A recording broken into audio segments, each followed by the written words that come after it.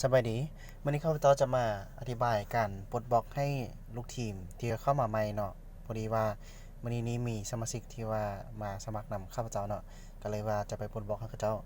แล้วก่อนที่เขาจะปลดบล็อกหั่นน่ะข้อย้ำเลยว่าเงินอยู่ในแพ็กเกจนี้เราต้องมีเพราะว่าเป็นหยังจึงต้องมีเพราะว่าถ้าเราว่าเอาเงินจากVpoint ไปปลดบล็อกให้เขาเจ้าได้บ่ได้แต่เขาจะบ่ได้เปอร์เซ็นต์ของเขาเจ้าแต่ถ้าเราเอาเงินจากแพ็กเกจนี้ไปปลดบล็อกให้เขาเจ้าเขาจะได้เงินเปอร์เซ็นต์นำเขาเจ้าแล้วเปอร์เซ็นต์หั่นน่ะมันจะขึ้นกับการที่ว่าเราเอาโอนเงินมาแพ็กเกจนี้น่ะหลายหรือน้อยส่ำใดถ้าเราว่าเราโอนมาประมาณ 500,000เขาจะได้อยู่ 5,000 กีบต่อ1คนแล้วค่าปลดบล็อก 10,000 กีบพันได้ต่างหากแล้วสมมุติว่า 250,000 มันจะได้อยู่ 3,000 กีบแล้วจะเรียงตามลำดับกันมาเนาะก็ขึ้นกับท่านว่าท่านจะโอนมา 500,000 หรือว่า 250,000 หรือว่า200,000 หรือว่าแสนกีบเนาะถ้าเราว่าเอาโอนมาไว้น้อยมันก็จะได้น้อยแต่ถ้าโอนมาไว้หลายมันก็จะได้หลายดังนั้นข้าพเจ้าข้อแนะนำว่าโอนมาไว้500,000เลยเพราะว่าจากนั้นก็ต้องได้ปลดบล็อกให้สมาชิกอยู่แล้วเพราะว่าเฮ็ดธุรกิจนะบ่เว้าหยังเนาะเฮาเข้ามาปลดบล็อกเขาเจ้าเลยก่อนอื่นมันเข้ามาช่องบริการแล้วเฮามาตัวช่องเมนูสมาชิกแล้วเฮามาเบิ่งตัวที่3ที่ว่าสมาชิกที่แนะนำเดี๋ยวเนาะไหนก็คันซา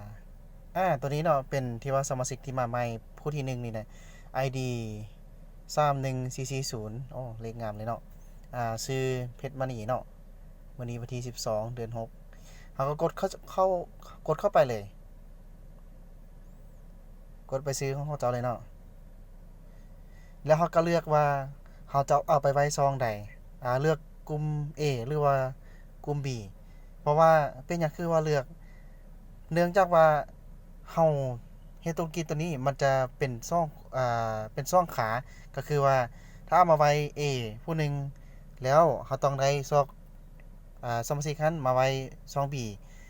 อีกผู้หนึงมันจะได้เป็นคู่กันถ้าบ่จับคู่กันเขาจะบ่ได้เงินถ้าเอามาไว้แต่ซองเดียวนะดังนั้นบริษัทจะบังคับให้เอามาไว้อ่าให้มันเป็นคู่นะก็คือว่าเมื่อซอง A ได้แล้วเราก็ต้องซอง B พร้อมจังซี่นะดังนั้นข้าพเจ้าจะเอามาไว้ซอง B เนาะมื้อนี้แล้ว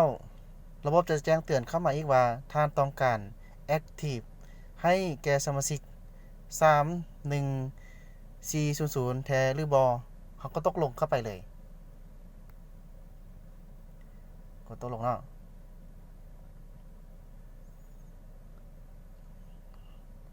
แล้วก็ตกลงอีกเท่านี้ก็สำเร็จเนาะแล้วเฮามาเบิ่งเงินจากแพ็กเกจว่ามันตัดบ่ตอนที่ว่าเขาเจ้าเข้ามามันมี 50,000 เนาะ